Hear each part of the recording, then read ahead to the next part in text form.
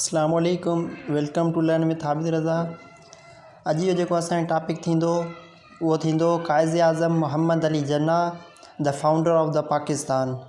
अॼु हिन वीडियो में असां इंशाअल्लाह पाकिस्तान जो जेको फाउंडर आहे क़ाइद आज़म मोहम्मद अली जिन्ना, इन जे बारे में असां डिस्कस कंदासीं ऐं जेको आहे सो MCQs जे लिहाज़ सां इंशाअल्लाह zero to heroes, zero to end ताईं इंशाअल्लाह जेको आहे सो टॉप टू बॉटम असां डिस्कस कंदासीं त क़ाइद आज़म बेसिकली किथां जो हो ऐं कहिड़ा कारनामा कयईं ऐं कहिड़ो जेको आहे सो बैकग्राउंड हुयसि।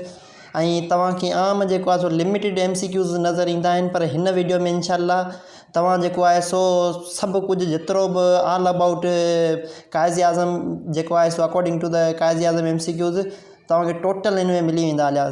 सो without wasting your time let's get started.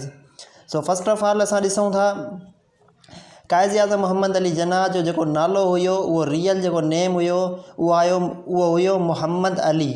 Mohammad Ali नालो हुयो क़ाइद आज़म जो। उन जे वालिद साहब जो नालो फादर जो जेको नालो हुयो उहो हुया जिन्ना पूंजा जेको हुयो उहो नालो हुयो। ऐं क़ाइद आज़म मोहम्मद अली जिन्ना जेको ॼमियो हुयो उहो ॿारु थियो हुयो 25 डिसंबर 1976 में, 25 डिसंबर 1976 में। उन खां बाद में प्लेस जिथे ॼमियो हुयो उहो प्लेस कहिड़ो हुयो, उहो हुयो वज़ीर मेंशन जेका हुई हीअ हॉस्पिटल हुई ऐं कराची में ॼमियो हुयो। यादि रखिजो क़ाइद आज़म मोहम्मद अली जिन्ना बार्न इन कराची, ऐं जेको वज़ीर मेंशन ही जेका हॉस्पिटल आहे उन जो नालो आहे। ठीकु थी वियो। उन खां बाद में अचे थो प्राइमरी एजुकेशन जेका हुई क़ाइद आज़म जी, उन किथे पूरी कई प्राइमरी एजुकेशन जो सवाल अची वञे। उहो हुयो गोखलदास जेको स्कूल हुयो, उहो हुयो मुंबई में। हाणे हीअ मुंबई जेका आहे हिनखे हींअर मुंबई सॾियो थो वञे, पर हीअ मुंबई तॾहिं जॾहिं जेको आहे सो इंडिया में जेको आहे सो मुंबई आहे न, उनखे सॾियो थो वञे। हाणे इंडिया में हिन पंहिंजी प्राइमरी एजुकेशन पूरी कई जिथे स्कूल जो नालो हुयो गोखलदास जीअं त जेको आहे सो हिंदी वर्ड आहे। ठीकु थी वियो। उन खां बाद में हिन मैट्रिक जी जेका तालीम हुई उहा हिन सिंध मां कई हुई, मदरसतुल इस्लाम कराची मां। वरी अगेन जेको हुयो सो ही सिंध जे पासे अची वियो, पहिरियों हिंद ऐं सिंध। सो हिन जेका प्राइमरी मैट्रिक जेका हुई उहा हिन वरी मदरसतुल इस्लाम ऐं कराची मां जेको आहे सो हिन पूरी कई। उन खां बाद में असांजी मैट्रिक खां पोइ बैचलर थी अचे। बैचलर जी जेका डिग्री हुई, डिग्री इन लॉ कई हिन 1905 में। हिन लंडन में वञी डिग्री ऑफ द लॉ माना हिन कानूनी वकालत कई हुई 1905 में। उन खां बाद में अचे थो बिज़नेस। हाणे हिन बिज़नेस मां छा मुराद आहे, लिंकलिन जेको आहे सो इन लॉ कॉलेज। हाणे हिन जेको आहे सो ॿी हिकिड़ी डिग्री कई, उहा कई हुई जेको आहे सो 1996 में हिन मुंहिंजे ख़्याल में कॉलेज में हिन जेको हुयो so degree of the law जो हिन जेको आहे सो पढ़ियो हुयो। उन खां बाद में अचे थो गॉट मैरिज। इन मां छा मुराद आहे, चए थो शादी क़ाइद आज़म मोहम्मद अली जिन्ना कॾहिं कई, 1992 में हिन जेको आहे सो शादी कई। ऐं जेका हिन जी घरवारी हुई उन जो नालो हुयो रतूबाई जेका हुई उहा हुई क़ाइद आज़म मोहम्मद अली जिन्ना जी घरवारी।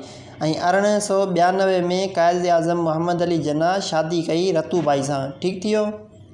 जॉइन कांग्रेस जेका हुई उहा जेका इंडिया में ठही हुई, ऐं उनखे जॉइन करण महिल जेको आहे सो कांग्रेस जेका हुई उहा अंग्रेज़नि जे ख़िलाफ़ु ठाही वई हुई इंडिया में, जंहिंमें क़ाइद आज़म मोहम्मद अली जिन्ना जेको आहे सो जॉइन कई हुई। कॾहिं जॉइन कई, 1904 में कई हुई ऐं 1920। ऐं 1920 खां पोइ जेको आहे सो जीअं असांजी मुस्लिम लीग जेका ठही हुई न, उन जे करे पोइ हिन में 1920 में क़ाइद आज़म रिज़ाइन ॾिनी।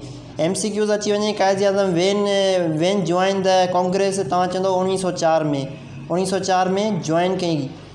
MCQs अची वञे वेन द लेफ्ट क़ाइद आज़म कांग्रेस, माना कांग्रेस खे कॾहिं इस्तीफ़ा ॾिनई या छॾियईं, त उहो 1920 में। ठीकु थी वियो। क़ाइद आज़म जॉइंट मुस्लिम लीग। हाणे 1913 में क़ाइद आज़म जेको हुयो सो मुस्लिम लीग जॉइन कई हुई टू 1948। हाणे हिते 1948 में छा मुराद आहे, 1948 में क़ाइद आज़म जेको हुयो सो गुज़ारे वियो हो। ठीकु थी वियो। Become president of Muslim League. Quaid Azam Muslim League जो प्रेसिडेंट जेको हुयो उहो कॾहिं बणियो, उहो बणियो हुयो 1934 में। 1913 में जॉइन कयईं, 1934 में he become president of Muslim league. ठीकु थी वियो। अवॉर्डिड with title of क़ाइद Azam. Mohammad Ali जिन्ना नालो हुयसि, क़ाइद आज़म मोहम्मद अली जिन्ना जेको हुयो क़ाइद आज़म, इहो लक़ब ॾिनो वियो हुयो। इहो जेको टाइटल ॾिनो वियो हुयो इहो 1938 में ॾिनो वियो हुयो, यादि रखिजो। 1948 में गुज़ारे वियो, 1938 में फिक्स हिनखे इहो लक़ब ॾिनो वियो। इहो लक़ब कंहिं ॾिनो हुयो? अनाउंस्ड बाय मौलाना मज़हरुद्दीन। हाणे मौलाना मज़हरुद्दीन जेको हुयो उन क़ाइद आज़म खे लक़ब ॾिनो हुयो क़ाइद आज़म जो। मोहम्मद अली जिन्ना खे लक़ब ॾिनो हुई क़ाइद आज़म जो 1938 में। ठीकु थी वियो। हुन खां बाद में अचे थो स्पीकर ऑफ कॉन्स्टिट्यूशन। हाणे कॉन्स्टिट्यूशन जो जेको असेंबली जेको हुयो उहो 1947 में थियो। ठीकु थी वियो। गवर्नर जनरल जी मां मुराद आहे गवर्नर जनरल ऑफ पाकिस्तान 15 अगस्त 1947 में क़ाइद आज़म मोहम्मद अली जिन्ना गवर्नर जनरल बणियो पाकिस्तान जो first time. Oath was taken by justice Rashid made by sir George. हाणे इन मां छा मुराद आहे? चवे थो जेको ओथ चइबो आहे इंग्लिश में, ओथ जेको इंग्लिश में चइबो आहे उहा चइबो आहे कसम खे। माना हिन कसम खयों बाय जस्टिस राशिद।